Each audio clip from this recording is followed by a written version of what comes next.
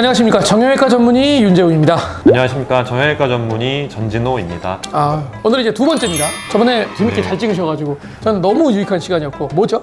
오늘의 주제는 흰다리 하하. 교정 왜 필요할까? 예. 다리는 왜 휘는 거예요? 지난번에 이제 줄기세포 치료를 얘기를 할 때 이제 오자 휜다리 이런 얘기를 잠깐 언급을 했었는데, 다리가 휘는 이유는 크게 일단 뭐 유전 하나가 있겠고요. 두 번째는 이제 생활 습관이 있겠고, 세 번째는 외상이나 수술받은 과거력, 특히 이제 연골판을 좀 잘라냈다든지 이런 게 좀 관련이 있을 수 있고, 방치된 연골판 파열, 특히 뭐 후가골 기시부 파열 같은 경우 그런 걸 방치할 경우 이 연골 효과가 없어지면서 다리가 좀 휘게 되는 거죠. 관절염이 시작돼서 무릎이 휘기 시작했는데 진료실에 와서 네. 저는 원래 태어날 때부터 오다리였다라고 네. 주장하시는 분들이 그건 좀 많아. 네. 음. 네. 그게 어떤 게 맞는 걸까요? 뭐 반은 맞고 반은 틀린 것 같은데, 사람마다 무릎이 휘어서 태어난 사람도 분명히 있을 것이고, 근데 그게 한 번 휘니까 나이가 들고 생활을 하면서 조금씩 더 휘게 되는 경우도 있는 거죠. 이게 우리의 연골을 보면 안쪽 바깥쪽이 있는데 주로 안쪽이 많이 찢어져요. 왜냐면은 이게 좌식 생활을 하고 막 쭈그리고 앉는 동작도 많이 하다 보니까 안쪽에 있는 연골 뒤쪽이 거의 대부분 찢어져요. 그러니까 거기가 찢어지게 되면 안쪽이 당연히 좁아지겠죠. 안쪽이 좁아지니까 다리가 이렇게 휘게 되는 거예요.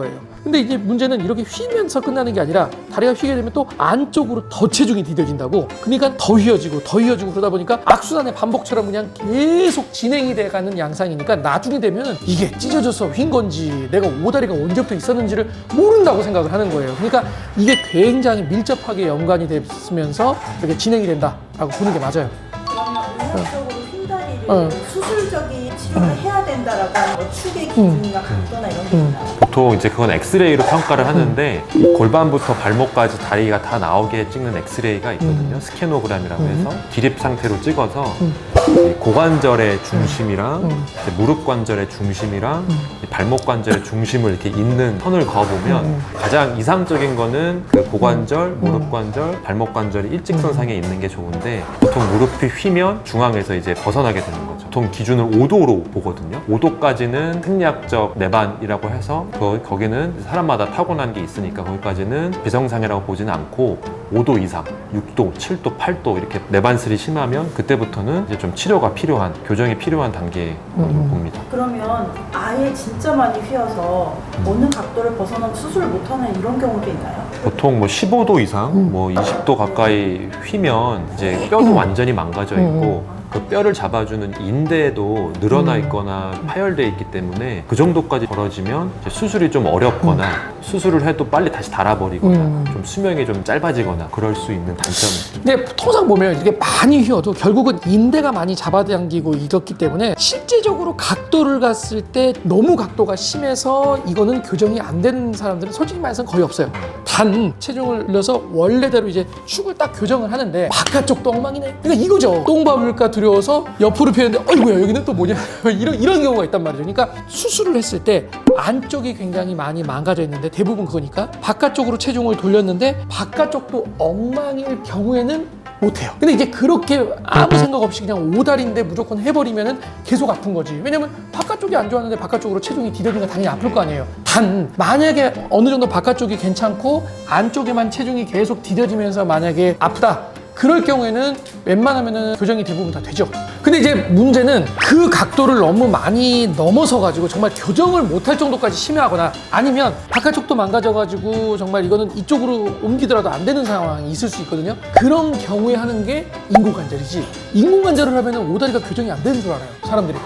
인공관절하면 오다리도 교정이 되나요? 이렇게 얘기를 해. 인공관절을 하면서 오다리 교정이 안 되게 인공관절을 한다? 그러면은 그 인공관절하는 선생님이 억하심정이 있는 거야. 인공관절을 하면 무조건 오다리가 교정이 됩니다. 네, 그러니까 오히려 교정 각도를 완전히 넘어설 정도의 심한 오다리가 있을 경우에는 오다리 교정술보다 인공관절을 하기도 해요. 그리고 스트레스는 뭐 이렇게 막 쇠심 같은 게 막 막혀 있어. 들어가 있어. 그래서 환자분들이 이것도 또 수술을 무서워하시잖아요. 교정기로는 어떻게 오다리 교정이 안 되나요? 뭐 걸음을 잘 똑바로 걸으면 어떻게 될까? 이렇게 물어보시는 분이 있는데 안 되죠?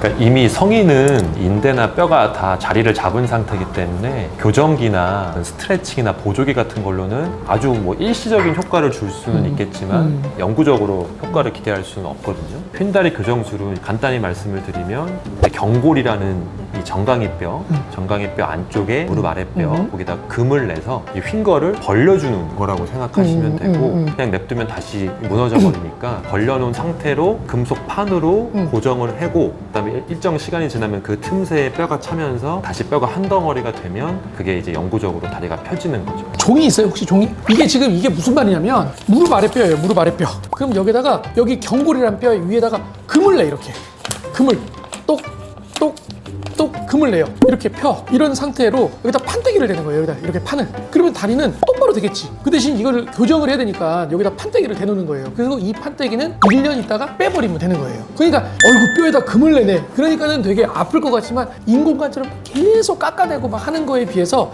절개도 굉장히 작고 그리고 금만 내고서 이렇게 딱 벌리는 상황만 되기 때문에 생각보다 그렇게 안 아파요. 그리고 간단해. 이거 시간도 한 30분이면 끝나요. 원장님이 예. 수술 받아보지 않으셔서 그치. 그런 나는 받아본 적이 없지. 해보기만 해봤지.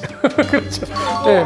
흰다리가 관절염 때문에 생기는 확률이 크기 때문에 그냥 흰다리 교정만 하는 경우는 거의 없으시죠? 그러니까 휜다리 교정만 하는 경우는 이제 미용적인 목적으로 이제 젊으신 분들이나 아니면 다리가 너무 휘어서 그게 컴플렉스거나 이런 경우에는 미용적으로 하는 경우도 있습니다. 근데 이제 관절염이 동반되지 않은 휜다리 교정술은 이제 의료보험이 안 되죠. 미용 성향으로 들어갔기 때문에 맞아. 노내죠, 노내. 예. 맞아. 이 다리를 이렇게 해가지고 교정을 했어. 근데 교정을 할 때 그 목표점이 있어요. 그러니까 예를 들면 이 사람이 굉장히 이쁜 다리를 가져야 된다라고 했을 때는 정말 무릎의 한 가운데 정도를 지나가는 게 되게 이쁜 다리가 되는 거고 기능상으로 접근을 했을 때 아 여기가 많이 망가져 있는데 안쪽은 많이 망가져 있는데 바깥쪽은 생각보다 너무 좋아. 그럴 경우엔 좀 더 교정 각도를 넓혀서 좀 더 괜찮은 쪽으로 많이 디뎌지도록 교정을 하는 거예요. 그리고 생각보다 오다리 교정을 했는데 바깥쪽도 시원찮아. 교정 각도를 살짝 적게 주기도 해요.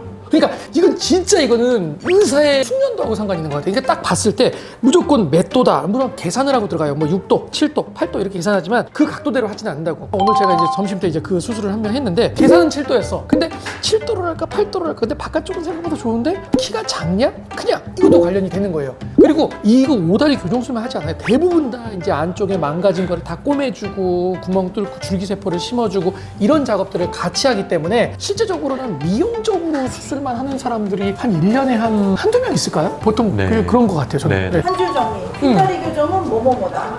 휜다리 교정술은 인공관절을 고민할 정도로 심한 관절염이 있으신 분들이 반드시 인공관절 수술 전에 반드시 생각해 봐야 될 치료라고 생각이 되고 물론 뼈를 조금 금을 내서 벌린다는 게 수술이 커 보이고 되게 무서워 보일 수 있는데 진짜 인공관절로 손상된 관절을 잘라내는 거에 비하면 정말 10분의 1 정도밖에는 뼈에 충격을 주지 않으니까 절대 인공관절보다는 훨씬 부담이 좀 덜하시고 그리고 아무래도 본인 관절을 유지할 수 있다는 점에서는 인공관절보다는 우선시 좀 고려돼야 될 치료법이라고 생각을 합니다. 실제적으로 인공관절을 고려하는 분들 중에서 와가지고 오다리 교정술하고 줄기세포로 좋아지시는 분이 네. 진짜 많아요. 네. 인공관절은 어떻게 보면은 정말 정형화된 네. 딱 해서 5도, 6도 딱딱딱딱 자르고 아래에다 뭐 수평돼가지고 90도 딱딱 자르고 이렇게 하면 끝나는 수술이고 이 지금 오다리 교정술 같은 경우에는 굉장히 고민을 많이 해야 되는 수술이에요. 예를 들면 이게 안쪽이 바깥쪽이 어떤 상태냐 그리고 이 사람이 나이가 몇 살이냐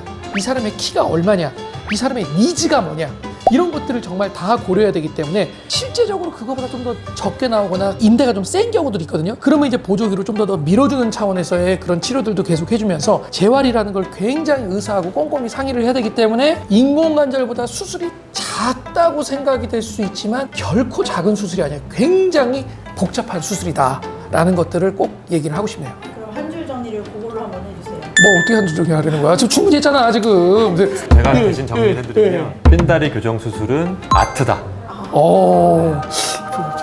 그렇지. 그러니까 저도 정형외과 수술이 여러 개가 있지만 휜다리 교정술은 약간 이제 축 이런 걸 또 하니까 약간 정형외과 수술의 정수 같은 느낌. 정말 조각하듯이. 네 고려해야 될 것도 많고 축을 교정하는 거니까 아키텍처? 굉장히 아키텍처 네, 이런 좀 그런 쪽의 수술이니까 아니 아키텍처를 내가 모를 것 같았어? 그 저 학교 다닐 때 공부 잘했어. 정형외과에서 복잡하면서도 굉장히 좀 잘 하면은 되게 굉장히 좋은 수술. 제대로 하면 진짜 효과가 제대로 하면 굉장히 드라마틱한 좋은. 치료 중에 하나. 잘못하면 황이고 네. 뭐든지 마찬가지지만.